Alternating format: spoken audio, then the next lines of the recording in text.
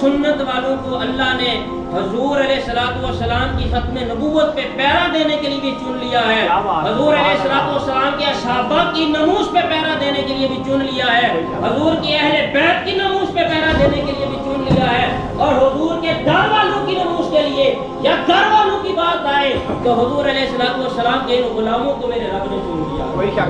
نعرہ تکبیر، نعرہ رسالت، نعرہ تحقیق، نعرہ حیدری، تاجدار ختم نبوت۔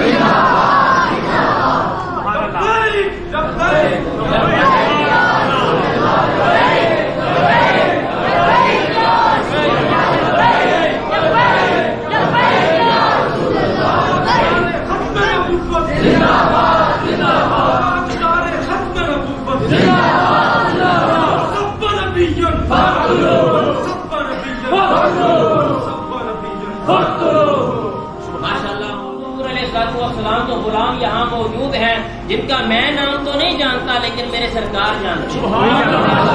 ہیں۔ جہاں جامع مسجد ریاض الجنہ باولی کے اندر حضور کی ختم نبوت کے حوالہ سے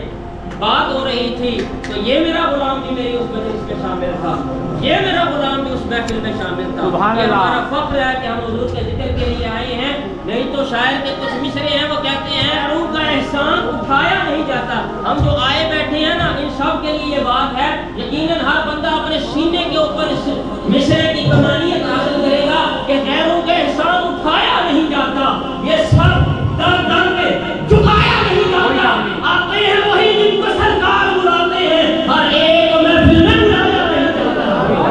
آتے ہیں وہی جن کو سرکار بلاتے ہیں، ہر ایک محفل میں بلایا نہیں جاتا۔ مدینے سے نجف سے کربلا سے آتا ہے، مدینے سے نجف سے کربلا سے آتا ہے، ہمارا رزق انوکھی ادا سے آتا ہے، مدینے سے نجف